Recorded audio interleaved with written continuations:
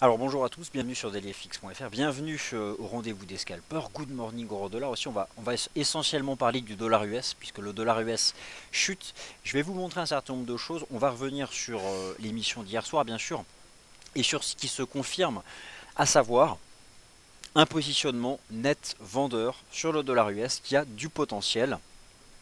Alors l'euro dollar qui a cassé une résistance, l'AUD-USD qui repart dans le sens de la stratégie de moyen long terme, l'USD4 qui casse un support, l'USD Yen qui casse un support, et sous vos yeux l'US Dollar Index de FXCM qui là pour le coup engage réellement des cibles baissières. Alors attention, en weekly c'est pas la fin du monde, hein, mais voilà, on va se replier je pense dans cette zone, voire ici, donc ce qui m'invite à penser clairement qu'il y a du potentiel à l'achat sur les paires en dollars et sur l'once d'or. Comme établi hier, j'ai été surpris de voir ce matin au réveil qu'on était encore plus haut, notamment sur l'USD4 qui est presque à 1,30. La UDUSD 0,7620, complètement bluffé, je l'ai laissé hier à 0,7530. Même l'eurodoll 1,1250. Bon, je pensais qu'on allait faire une petite respiration et en fait non. Alors, l'US dollar index, cette fois-ci, techniquement, le doute n'est plus permis. Euh, c'est baissier. Ça l'était déjà en fait depuis le début de l'année lorsque on a tenté de dépasser les sommets de 2015. En l'état hier, rappelez-vous donc, la Réserve fédérale a révisé en baisse certaines anticipations macroéconomiques, dont la plus importante d'entre elles, les anticipations d'inflation. C'est donc pour cette raison que le marché s'est réajusté et désormais vend du dollar US. C'est bien le dollar américain qui est vendu. Alors, on va reparler de l'euro-dollar, on va reparler de beaucoup de nombreux actifs.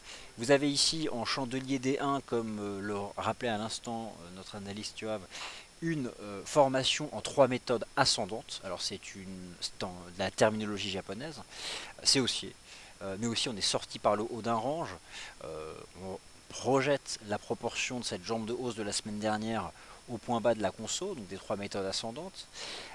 Honnêtement, lorsque je vois le potentiel de repli sur le dollar US, on va dire à horizon 2-3 semaines, je suis confiant dans la capacité de l'euro-dollar de monter davantage, un 13, un 13,60, voire un 14. Alors je vais vous montrer maintenant autre chose. Pour ceux qui suivent au quotidien le Speculative Sentiment Index de FXM, regardez l'évolution hier du, du SSI sur le taux de change euro-dollar. Vous avez donc ici les Retail Open Short Positions, donc les positions vendeuses des traders particuliers. Regardez l'explosion à la hausse des positions vendeuses alors que le marché casse une résistance. Trois méthodes ascendantes, sort par le haut d'un range. Rappelez-vous aussi le support à 1,10 $. Et il y a donc une explosion des positions vendeuses hier soir, durant la session asiatique. C'est aussi l'avantage de notre SSI, c'est que ce n'est pas les clients français, hein, c'est l'Europe, l'Asie, les États-Unis, donc un peu tout le monde. Ça couvre toutes les sessions. Explosion des positions vendeuses. Ça fait partie des éléments d'analyse contrarienne. Un argument de plus pour défendre la poursuite de la remontée du taux de change euro-dollar. Donc ça c'est une chose, ça m'a marqué. J'ai pris connaissance des chiffres ce matin. On a presque gagné 12 points de pourcentage pour les positions à contre-tendance. Donc ce qui signifie qu'en fait les traders retail sont en train de faire une erreur, c'est de croire que parce que la BCE lance un QI2, baisse ses taux, etc., etc., l'euro devrait baisser, sauf que l'euro ne baisse plus depuis le mois de décembre dernier, quelles que soient les annonces de la BCE. Ce qui signifie que ces annonces sont intégrées dans les cours. Par contre, le dollar US, lui, n'a jamais réellement consolidé. Il se maintenait tout en haut. Et là, il casse des supports. Alors attention, ce n'est pas un signal vendeur de moyen terme sur le dollar US, on ne va pas exagérer. C'est un signal baissier à court terme. Alors à court terme, ça veut dire quoi? Vous avez ici des bougies japonaises en données hebdomadaires. Moi, je m'attends à, je sais pas, on va dire 2 semaines, on va dire de baisse peut-être du dollar US, ce qui devrait se traduire par des objectifs de cours haussiers sur un certain nombre de paires en dollars, sauf le GBP USD. On va en parler. Hier, c'était la journée du dollar US. Aujourd'hui, c'est le GBP. Attention donc, alerte de volatilité à 13h, 13h de Paris. Une décision sur les taux. Le comité de politique monétaire de la BOE, Banque d'Angleterre, donc s'exprime. Actualisation des projections macroéconomiques. Bref, la totale. Donc, le positionnement aujourd'hui sur le GBP sera à suivre. Moi, le GBP USD, je vais avoir du mal à vous proposer quelque chose. On va regarder. Par contre, le GBP CAD, le GBP AUD, le GBP Yen, l'euro GBP, n'oublions pas l'euro GBP, je vais revenir dessus. Donc, on procède de la façon suivante. Maintenant, on couvre les paires en dollars. Ensuite, je vous propose une couverture de la livre sterling. Et enfin, on regarde les indices. Si vous voulez bien, je termine par les indices. C'est là où il y a le moins de vol. Et en fait, c'est là où il ne s'est pas passé grand chose. Mais ça reste quand même positif, les indices. Hein. Ça reste bien orienté. Euro-dollar, donc, a beaucoup parlé. C'est haussier. On casse des résistances, 3 méthodes ascendantes. Je vais vous remontrer ici ce chandelier donc en données horaires du taux de change euro-dollar. Hein. Bon bah écoutez voilà, on est sorti par le haut d'un wedge. On a tenu le support à indice 60 qui était le support de la Banque Centrale Européenne. Alors maintenant, vous êtes à l'achat ou pas. Si vous êtes à l'achat, tant mieux, gérez votre position. Mais moi je vais plutôt m'adresser à ceux qui ne le sont pas et qui souhaiteraient l'être. Il y a deux possibilités, entrée sur cassure, c'est-à-dire que je pense que là le marché a du momentum pour valider les cassures haussières. Qu'est-ce qui serait crédible comme point d'achat sur repli? 1,1190. Voilà, 1,1190, ça me paraît être un bon point. Alors pourquoi 1,1190? Parce qu'en fait c'est le cours de clôture de ce chandelier H1. En fait l'avantage de cette bougie japonaise en données horaires, celle qui a eu lieu hier entre 19h et 20h, c'est qu'elle intègre à la fois les matériaux de la Fed, donc les projections, et en même temps la conférence de presse. Donc moi hier c'était ça que je craignais pendant le live, j'avais un doute, parce que dans la première demi-heure du point de marché, clairement c'était aussi l'euro-dollar, mais après voilà, lorsque Madame Yellen s'exprime, on pouvait s'attendre à tout. Et en fait elle n'a fait qu'accélérer la baisse du dollar américain. Donc sur le taux de change euro-dollar, on va prendre un peu de recul. Qu'est-ce qu'on peut viser en fait? Un 12, un 12,50, un 13. Franchement, on peut être plus ambitieux que cela. J'aurais tendance déjà à viser les sommets de cette première semaine de février à 1,1376. Voilà, 1,1376, ça me paraît être une bonne cible pour les prochaines semaines. Alors, on va couvrir l'AUD-USD tout de suite.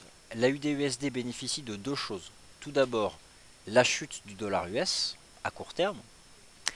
Et enfin, je vais vous montrer le calendrier macro.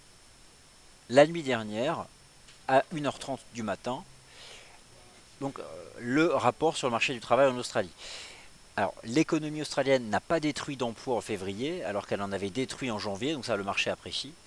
Et surtout, il y a une chute du taux de chômage. Après, voilà, ce ne sont pas ces chiffres de l'emploi qui ont expliqué la UDUSD en hausse. Mais voilà, c'est magnifique.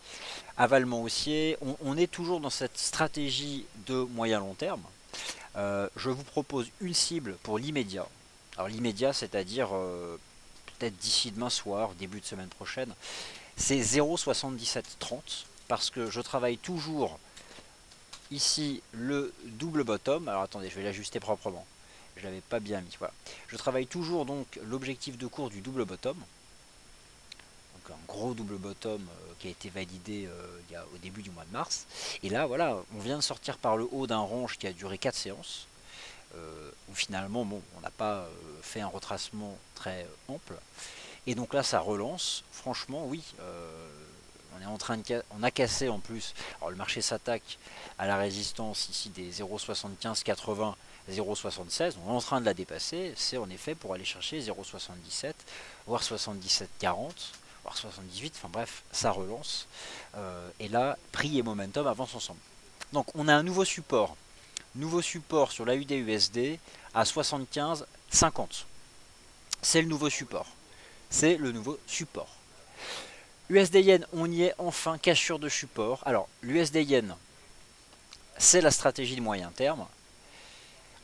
Franchement, ce que fait la l'USD Yen en données hebdomadaires présage d'une chute la semaine prochaine. Alors, le chandelier hebdomadaire, il n'est pas terminé aujourd'hui. Mais franchement, je repasse ici en données 4 heures sur l'USD Yen. Le signal de vente a été donné à la cassure des 112,60. Donc là, je ne vois pas ce qui devrait freiner la baisse de ce marché, au moins jusqu'à 111,40, 111. Voilà, ce sont les cibles pour les prochaines heures sur le taux USD Yen. Alors maintenant, on va parler de l'USD CAD et du NZD USD. Alors l'USD CAD 1,3220, 1,34, cassure des 1,3220, c'est une cassure baissière dans le sens de la tendance. Voilà, essentiellement le dollar US très faible et un peu le dollar canadien qui continue de profiter donc de la remontée du prix du pétrole. Alors pour le coup, qu'est-ce qu'on peut viser maintenant sur le taux de change USD CAD? Il y a deux niveaux de prix qui correspondent à l'historique passé. Il y a un premier niveau à 1,30-37 pour être précis, 1,30, 1,30-30 quoi. Donc ça c'est un pivot horizontal, mais ça, le marché le travaille là, hein. Donc ça freine légèrement la baisse. Mais à terme, j'ai le sentiment qu'on devrait revenir chercher les 1,2850, qui avait été donc ce point bas ici de la mi-octobre 2015. Voilà, 1,2850, c'est ce que j'envisage donc sur l'USD CAD. Alors le NZD-USD fait bien mieux que rejoindre la partie haute de son range puisqu'il le dépasse. Et là, avec le dollar US faible, on devrait cette fois-ci enfin rejoindre donc les 0,6890. Et maintenant, le GBP-USD et ensuite toutes les paires en GBP. Le GBP-USD a progressé, ça c'est un fait, parce qu'hier l'USD était sous pression de manière globale. Donc même le GBP-USD a progressé, pour autant le GBP-USD ne donne pas de signal d'achat technique, ne franchit pas de résistance, et aujourd'hui, attention, hier, alors si on reprend dans l'ordre, la semaine dernière, la baisse des taux de la Banque de réserve de Nouvelle-Zélande, baissier pour le dollar néo-zélandais. La BCE qui annonce un QI2, tout un tas de mesures, et bah pas baissier pour l'euro. C'est ça aussi qui est étonnant, c'est que la Banque Centrale Européenne, désormais, lorsqu'elle amplifie sa politique monétaire accommodante, ce n'est plus baissier pour la devise. L'USD, là on revient en arrière, on s'éloigne des perspectives de resserrement monétaire, donc là ça baisse sur le dollar US. Quant au GBP, eh bien, les anticipations sont qu'au sein du comité de politique monétaire, il y a 9 membres qui votent, 0 envisage, en tout cas demande une hausse des taux. Donc, je pense que le risque aujourd'hui pour la livre sterling, c'est la baisse. Oui, on est d'accord? Bon, parfait. Sur quoi? Alors, daily piercing pattern qui prend forme. Alors, ça peut être l'USD, mais honnêtement, le GBP USD, autant il y a une limpidité technique sur la UD USD, sur l'eurodoll, sur l'USD yen, sur le NZD USD, sur l'USD CAD, autant celui-ci pas très propre, parce qu'on revient en fait chercher le canal, on réattaque les 1,4250, mais une BOE qui à 13h fait chuter le GBP et ça retombe. Mais ça va pas non plus chuter parce que le dollar US est aussi sous pression. Donc finalement le GBP USD potentiellement lors des prochaines semaines pourrait être simplement la confrontation de deux devises faibles du moment. Donc ça peut faire un range, ça va être franchement là le câble, il va falloir passer à autre chose. Alors par contre, si l'anticipation est celle d'une baisse de la livre sterling, il y a du choix. Il y a tout d'abord le GBP yen. Pourquoi? Le yen se renforce, légèrement, mais le yen se renforce. Regardez le taux de change USD yen, c'est le leader, il casse un support, je pense qu'on va aller chercher 111,40, 111. Le GBP yen, lui, a décroché donc, durant la session asiatique, hein, c'est clairement durant la session asiatique. Cette fois-ci, on est sorti par le bas de cette structure de compression, alors qui n'est pas un drapeau, je ne sais pas vraiment ce que c'est, mais ce qui m'intéresse, c'est la nature impulsive. Et là, on est en train de tenter de briser les 159,50. Alors, c'est étonnant ce qu'on fait dessus parce qu'on est en train de glisser. Donc, je suis pas vraiment certain qu'on ait cassé, mais en tout cas, bon, ça, voilà, c'est clairement le niveau est sous pression.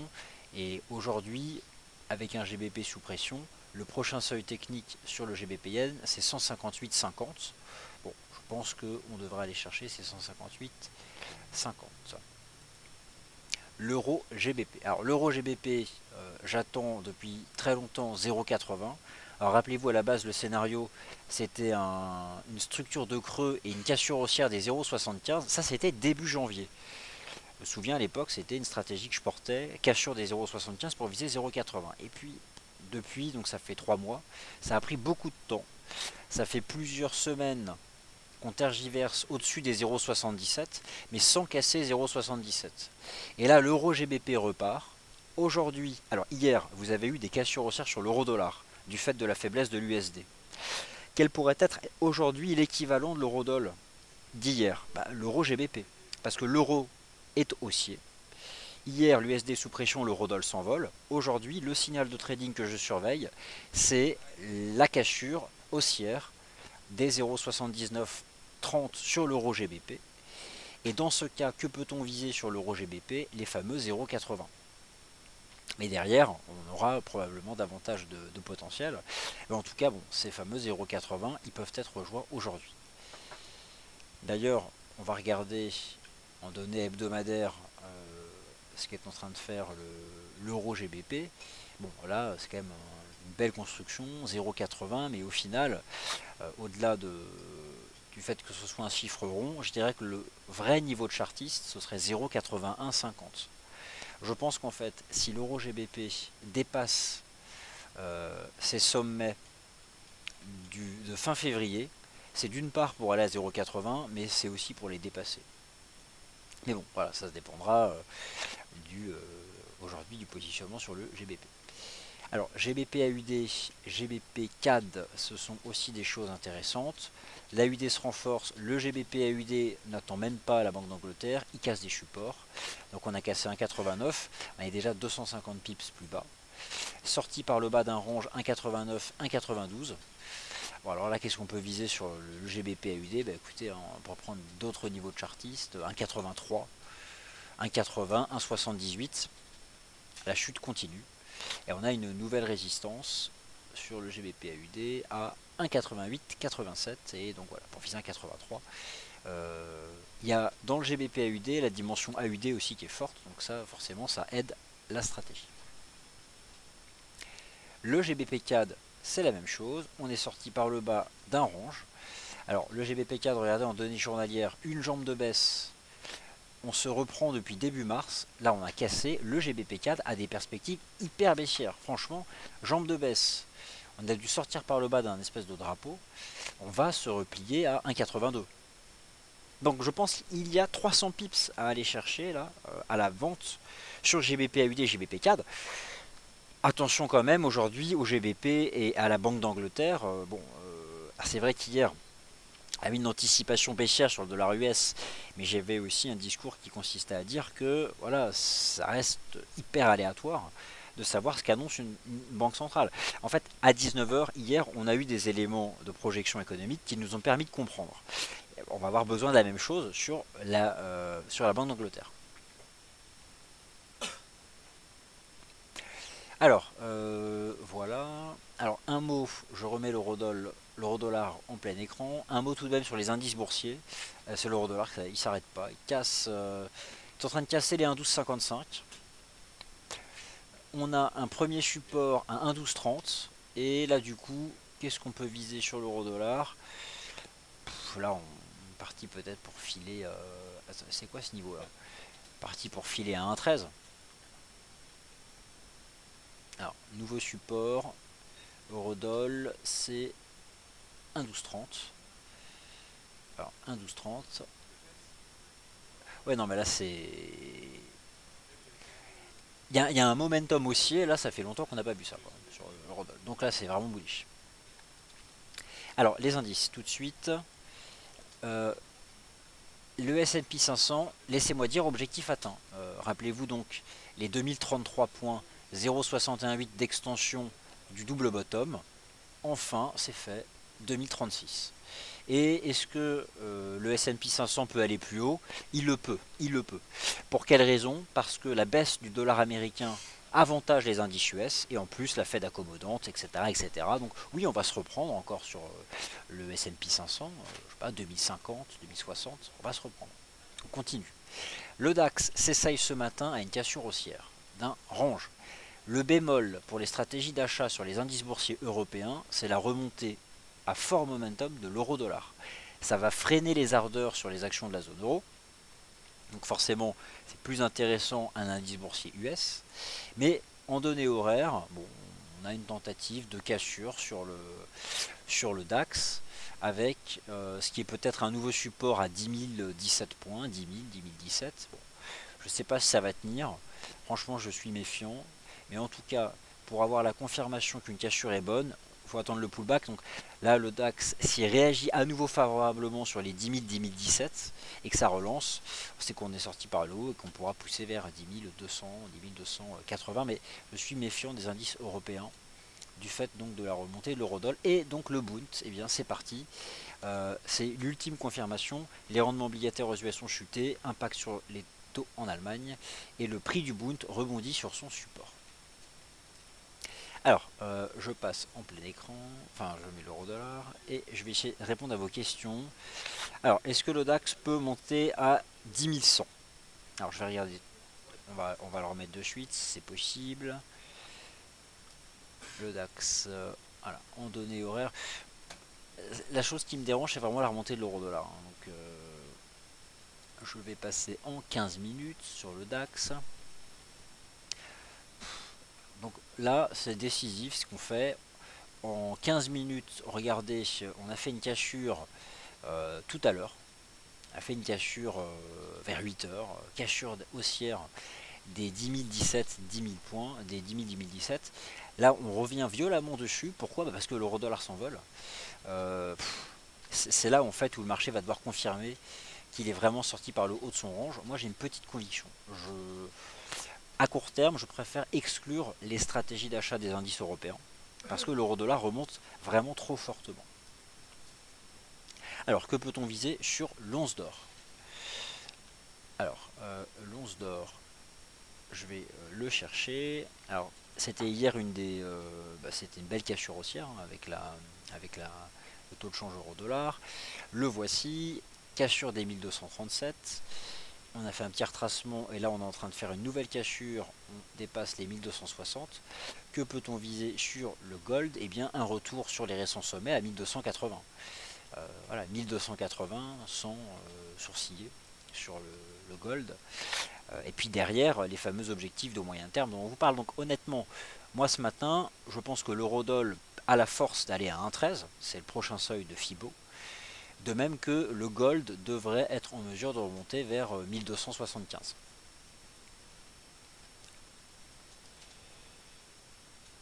Alors, donc oui, il y a des annonces sur aujourd'hui donc la Banque d'Angleterre. Alors qu'est-ce que je pense de l'euro AUD? Et je me dépêche, Alors, l'euro AUD, pas grand-chose. Pour quelle raison? Parce que à court terme, c'est fait bizarre de dire ça de l'euro, hein, mais c'est un fait, deux devises fortes. Étrange de dire de l'euro une devise forte quelques séances après le QI2. Et pourtant, l'euro est une devise forte. Malgré le QI2, malgré la baisse des taux, le marché paye de l'euro. Enfin là, ils vendent surtout du dollar, mais ils ne vendent plus de l'euro. Donc à court terme, ce sont deux devises fortes et donc l'euro AUD, c'est un espèce de range qui n'a pas de forme particulière. Il y a tellement plus limpide qu'il faut probablement s'en détourner. Alors le GBP Yen. Alors le GBP Yen, on en a parlé tout à l'heure. La chose qui me dérange, c'est que on vient à peine de glisser sous 159,50. Moi je pensais que lorsqu'on allait passer sous ce niveau, on allait vraiment décrocher. Et là je sais pas, on tergiverse. Alors il y a peut-être une explication. Si vous regardez comment fonctionnent les marchés ces dernières semaines, quelques heures avant l'annonce monétaire, la vol s'écrase. On peut envisager que là, la stabilisation du GBP Yen soit en fait un retrait des investisseurs vis-à-vis du GBP en attendant ce que fera la BOE à 13 heures. Donc pas de prise de risque, en tout cas un écrasement de la vol. C'est ce qui peut expliquer que la relative cassure des 159,50 ne donne pas grand chose en termes d'accélération. Mais c'est vrai que c'est étonnant. On passe pas sous le niveau. Alors ça reste baissier, mais on passe pas sous le niveau. Alors, divergence RSI sur l'or en H1, où c'est moi qui diverge. Alors, il n'y a aucune div. C'est même le contraire. C'est ce que j'appelle le drapeau de momentum. C'est le contraire. On fait une cassure haussière de momentum au même moment où les prix font une cassure haussière. Non, l'once d'or c'est bullish. Vous savez quoi? L'euro-dollar et l'or. L'euro-dollar, ça monte hier dans les 200 pips de hausse. il y a eu une explosion des positions vendeuses des traders particuliers. Retail Short Open Positions ont explosé à la hausse. Alors qu'on casse des résistances. C'est l'ultime argument de l'analyse contrarienne pour viser 1,14. Et c'est comme ça aussi sur le gold. C'est-à-dire que il y a un certain nombre de traders qui vont douter, remettre en cause le mouvement et qui se disent que c'est pas possible, que c'est faux, que le dollar peut pas baisser ou que l'euro ne peut pas monter. Mais le paradigme a probablement changé. Allez, je vous laisse et vous retrouver dans 3 minutes Sylvain donc pour le Good Morning Euro Dollar et en fait toutes ces stratégies sur tous les marchés, notamment le DAX. Parce que moi le DAX ne m'inspire pas, donc on va laisser Sylvain vous parler du DAX. Et puis donc je vous retrouve à 11 heures pour le morning meeting avec avant ça à 10h30 un point complet sur les matières premières. Et donc on a une émission finalement aujourd'hui pour couvrir la Banque d'Angleterre puisqu'à 13h c'est le 13h des traders. Donc Sylvain sera en live pour la décision de politique monétaire de la Banque d'Angleterre. Voilà, à tout à l'heure, merci à tous.